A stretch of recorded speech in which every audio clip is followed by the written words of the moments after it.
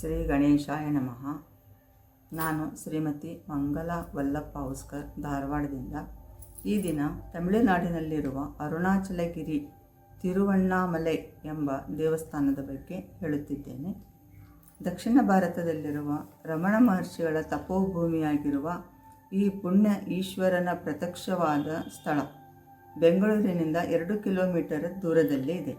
ಅರುಣಾಚಲ ಬೆಟ್ಟದ ದರ್ಶನದಿಂದ ಮಾತ್ರವೇ ನಮ್ಮ ಸಕಲ ಪಾಪಗಳು ನಿವಾರಣೆಯಾಗುತ್ತವೆ ಎಂದು ಹೇಳಿದ್ದಾರೆ. ಇಲ್ಲಿ ಪ್ರಧಾನವಾಗಿ ಶಿವಲಿಂಗವನ್ನು ಅರುಣಾಚಲೇಶ್ವರ ಎಂದು ಕರೆಯುತ್ತಾರೆ. ನಮ್ಮ ಭೂಮಿಯಲ್ಲಿ 5 ತತ್ವಗಳ ಲಿಂಗಗಳು ಪ್ರಸಿದ್ಧವಾಗಿವೆ. ಅದರಲ್ಲಿ ಇದು ಅರುಣಾಚಲ ಅಗ್ನಿ ತತ್ವಲಿಂಗ ಅರುಣಾಚಲೇಶ್ವರ ಎಂದು ಹೇಳುತ್ತಾರೆ. ವಾಯು ತತ್ವಲಿಂಗವು ಕಾಳಹಸ್ತಿಯಲ್ಲಿದೆ.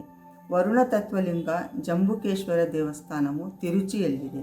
ಭೂಮಿ ತತ್ವಲಿಂಗ ಏಕಬಿಂಬೇಶ್ವರ ದೇವಸ್ಥಾನವು ಕಾಂಚೀಪುರದಲ್ಲಿದೆ.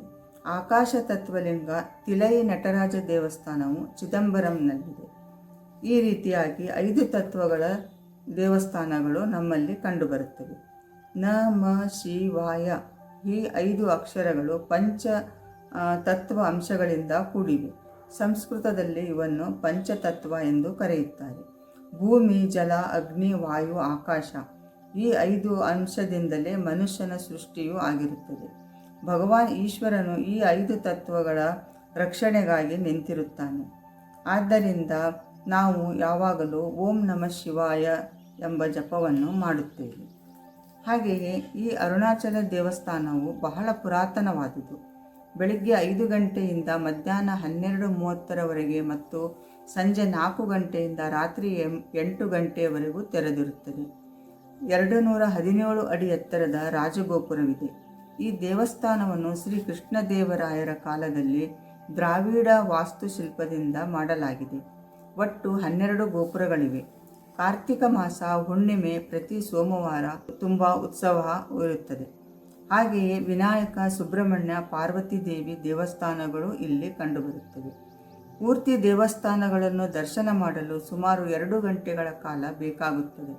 ಹಾಗೆಯೇ ಇಲ್ಲಿ ಪ್ರತಿದಿನವೂ ಅನ್ನಪ್ರಸಾದವೂ ಇರುತ್ತದೆ. ಈ ಅರುಣಾಚಲ ದೇವಸ್ಥಾನದ ಒಂದು ಪ್ರಸಿದ್ಧವಾದ ಕಥೆ ಇದೆ. ಅದೇನೆಂದರೆ, ಒಂದು ದಿನ ಈಶ್ವರನು ಅರುಣಾಚಲಗಿರಿಯಲ್ಲಿ ಕುಳಿತಿರುವಾಗ ಅತ್ತ ಬ್ರಹ್ಮದೇವನಿಗೂ ವಿಷ್ಣುದೇವರಿಗೂ ಜಗಳವಾಯಿತು.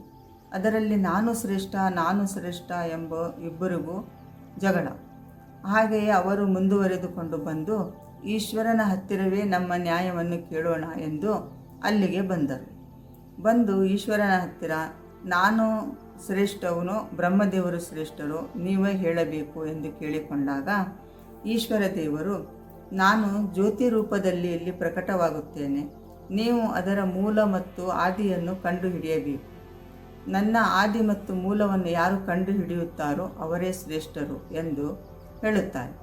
ಹಾಗೆಯೇ ಬ್ರಹ್ಮದೇವನು ಆ ಜ್ಯೋತಿಯ ರೂಪಕ್ಕೆ ತೀರ ಮೇಲೆ ತುದಿಯಲ್ಲಿ ಹೋಗಲು ಹಂಸ ಪಕ್ಷಿಯ ರೂಪ ಧರಿಸಿ ತುದಿಯನ್ನು ಏರುತ್ತಾ ಹೋಗುತ್ತಾರೆ.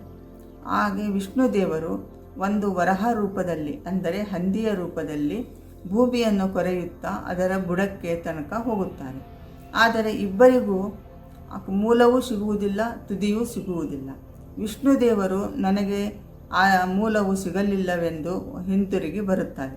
ಆದರೆ ಬ್ರಹ್ಮದೇವರು ಬರಲಿಕ್ಕೆ ರೆಡಿಯಾಗಿರುತ್ತಾರೆ. ಆಗ ತುದಿಯಿಂದ ಒಂದು ಕೇದಗಿ ಹೂವು ಜಾರುತ್ತಾ ಕೆಳಗೆ ಬೀಳುವುದನ್ನು ಕಾಣುತ್ತದೆ. ಆಗ ಆ ಕೇದಗಿ ಹೂವನ್ನು ಕೈಯಲ್ಲಿ ಹಿಡಿದು ಬ್ರಹ್ಮದೇವರು, ನೀನು ಮೇಲಿನಿಂದ ಬಂದೆಯಲ್ಲ, ಎಲ್ಲಿಂದ ಬಂದೆ, ಯಾವ ತುದಿಯಿಂದ ಬಂದೆ ಎಂದು ಕೇಳುತ್ತಾರೆ. ನಾನು ಸುಮಾರು ವರ್ಷಗಳಿಂದಲೂ ಬೀಳುತ್ತಲೇ ಇದ್ದೇನೆ, ಎಲ್ಲಿಂದ ಎಂದು ಗೊತ್ತಿಲ್ಲ ಸ್ವಾಮಿ ಎಂದು ಆ ಕೇದಗಿ ಹೂವು ಹೇಳುತ್ತದೆ.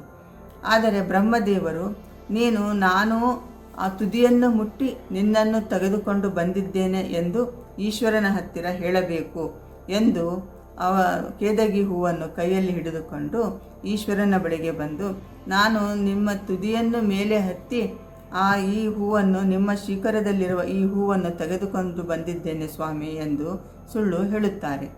ಆದರೆ ಶಿವನಿಗೆ ಈ ಅಸತ್ಯವು ಗೊತ್ತಾಗಿ ಬ್ರಹ್ಮದೇವನಿಗೆ ಶಾಪ ನೀಡುತ್ತಾರೆ. ನಿನಗೆ ಈ ಭೂಮಿಯಲ್ಲಿ ಎಲ್ಲಿಯೂ ದೇವಸ್ಥಾನವಿರಬಾರದು ಮತ್ತು ಯಾರೂ ನಿನ್ನನ್ನು ಪೂಜಿಸಬಾರದು ಎಂದು ಶಾಪ ಕೊಡುತ್ತಾರೆ. ಹಾಗೆಯೇ ಕೆದಗಿ ಹೂವಿಗೂ ನಿನ್ನನ್ನು ನನ್ನ ಪೂಜೆಗೆ ನೀನು ಅನರ್ಹ, ನನ್ನ ಹತ್ತಿರ ನೀನು ಸುಳಿಯಲೂಬಾರದು ಎಂದು ಅದನ್ನು ದೂರ ಮಾಡುತ್ತಾರೆ.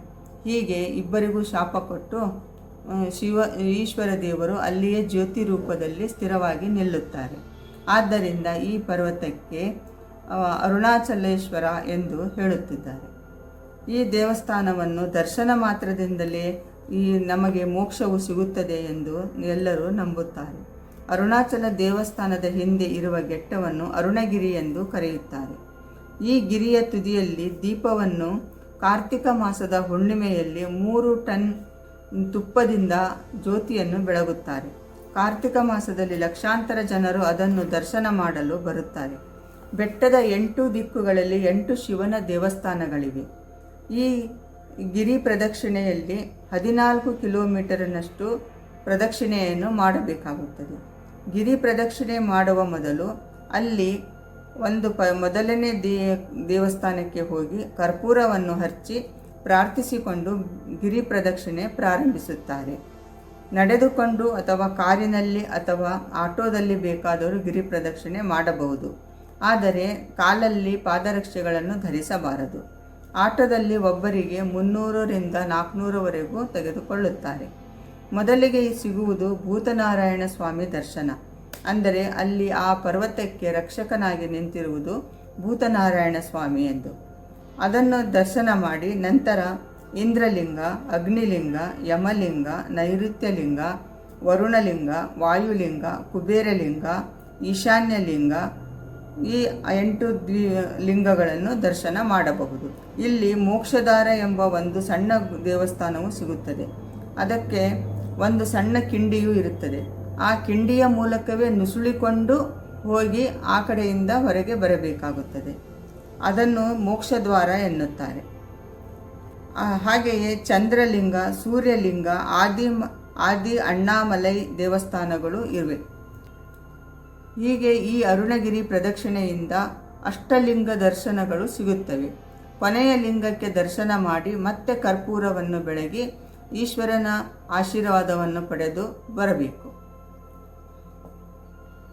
ಅರುಣಾಚಲ ದೇವರ ದರ್ಶನ ಪಡೆಯಲೆಂದು ದೇಶ ವಿದೇಶಗಳಿಂದಲೂ ಬಹಳಷ್ಟು ಜನರು ಬರುತ್ತಾರೆ. ಅರುಣಾಚಲ ಪರ್ವತವನ್ನು ಪ್ರದಕ್ಷಿಣೆ ಮಾಡಿ ಎಲ್ಲರೂ ಪಾವನರಾಗಬೇಕೆಂದು ನಾನು ತಮ್ಮಲ್ಲಿ ಕೇಳಿಕೊಳ್ಳುತ್ತೇನೆ. ನಮಸ್ಕಾರ.